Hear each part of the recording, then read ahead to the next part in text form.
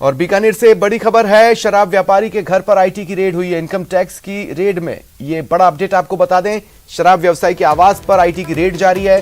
शराब व्यवसायी के आवास पर आईटी की टीम मौजूद है, लगातार जांच कर रही है। धनपत चायल नाम है जिनके घर पर आईटी की कार्रवाई चल रही है। राजनीतिक पार्टी का पदाधिकारी भी है धनपत चायल। आईटी की रेड में संकेत मिल रहे हैं, बड़े खुलासे हो सकते हैं। ज्यादा जानकारी के लिए बात करेंगे सहयोगी मनीष से। मनीष, सबसे पहले तो अपडेट्स बताएं।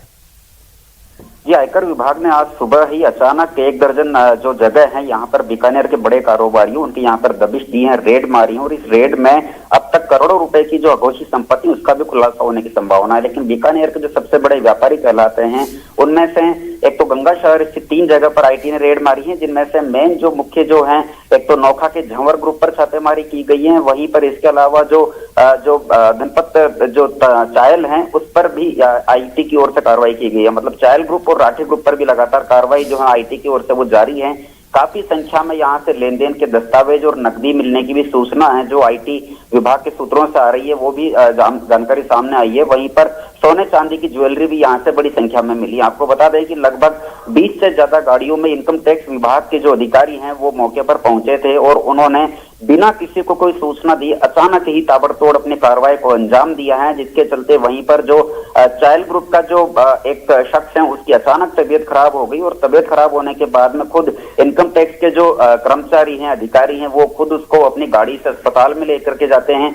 अचानक की गई इस कार्रवाई से पूरे बीकानेर शहर में भी हड़कंप मचा हुआ है। व्यापारियों में काफी चर्चाओं का बाजार गर्म है। आपको बता दें जो धनपत जो चायल हैं ये कांग्रेस के एक पदाधिकारी कहलाते हैं। वहीं पर जो झंवर ग्रुप है वहां से जो झंवर हैं वो बीजेपी से नेता हैं। मतलब राजनीतिक कयासों में भी काफी चर्चाओं का बाजार गर्म है, क्योंकि दोनों ही दलों से संबंध रखने वाले ये कारोबारी जो हैं ये व्यवसायी हैं।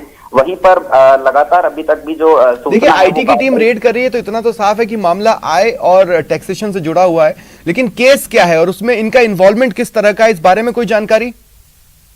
ये बताया जा रहा है कि कोरोना काल में हुई खरीद फरोख्त के मामले में आयकर विभाग की जो नजर है वो लगातार इस झंवर पर बनी हुई थी और काफी शिकायतें आयकर विभाग को मिल रही थी। चूंकि कोरोना काल था उस समय सभी तरह से संवेदनशीलता और शीतलता भी जो है वो बरती गई थी, लेकिन इनकम टैक्स डिपार्टमेंट लगातार इन पर नजर बनाए हुए था। उस समय इन्होंने जो भी खरीद की गई थी उसकी शिकायतें जो है वो केंद्र सरकार तक पहुंची थी, इनकम टैक्स तक पहुंची थी। और उसके बाद में जो विभाग है इसने आज इस कार्रवाई को अंजाम दिया है। ये जितने भी ग्रुप हैं, राठी ग्रुप हैं, चायल ग्रुप हैं, ये सब बीकानेर के काफी जाने माने और बड़े फेमस व्यापारी यहाँ के बताए जाते हैं। कईयों की बाइक और कार की एजेंसियां हैं, तो किसी का शराब का व्यवसाय भी है, तो कईयों की दाल और मिल इनकी फैक्ट्रियां हैं। तो निश्चित तौर पर आईटी की जो कार्रवाई हुई है इससे काफी एकदम बीकानेर में व्यापारियों में भी हड़कंप मचा हुआ है। लेकिन अभी तक आधिकारिक कितनी क्या कुछ इनसे बरामदगी हुई है उसकी अभी तक जानकारी नहीं आ पाई है। और जैसे ही इनकम टैक्स की ओर से कोई जानकारी दी जाएगी हम अपने दर्शकों को सबसे पहले बताएंगे। जी चलिए, शुक्रिया तमाम जानकारी के लिए, आप नजर बनाए रखें।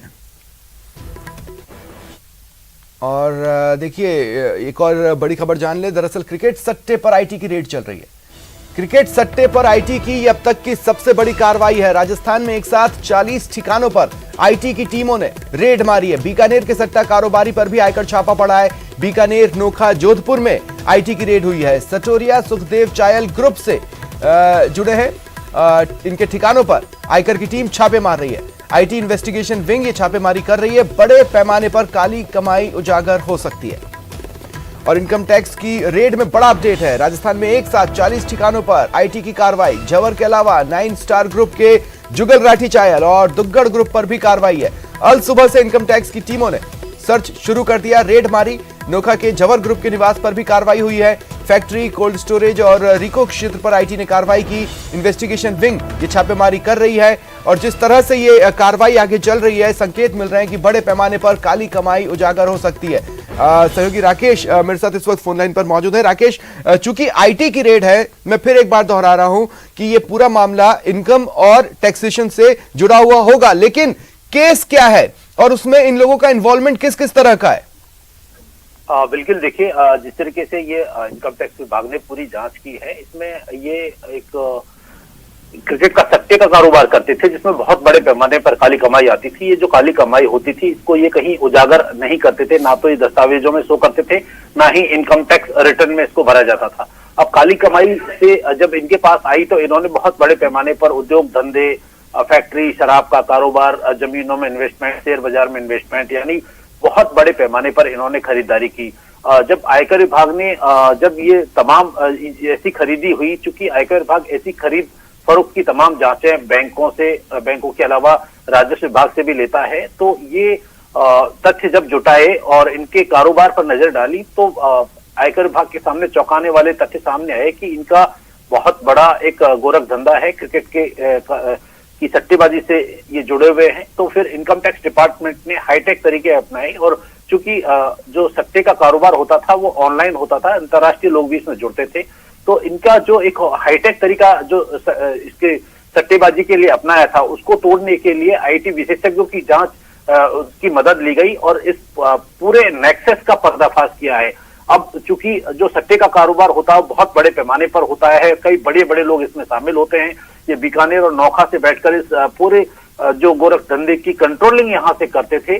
तो जो कंप्यूटर हैं, लैपटॉप हैं, जो और भी सॉफ्टवेयर्स हैं जिनके जरिए ये सट्टेबाजी का कारोबार करते थे, इनकम टैक्स की जो टीमें हैं उन्होंने इनको अभी इन पर शिकंजा कसा है। साथ ही जो काली कमाई इस सट्टे के कारोबार से की थी, उनके तमाम जो साक्ष्य अब जुटाए जा रहे हैं, चूंकि राजस्व विभाग से, बैंकों से लेन देन के संबंध में दस्तावेज जुटाए हैं, जिन लोगों के नाम से इन्होंने जमीनों की खरीद फरोख्त की है, जिन लोगों से जमीन या दूसरी जो प्रॉपर्टीज की खरीदी की है, उनके साक्ष्य भी आयकर विभाग ने जुटाए हैं।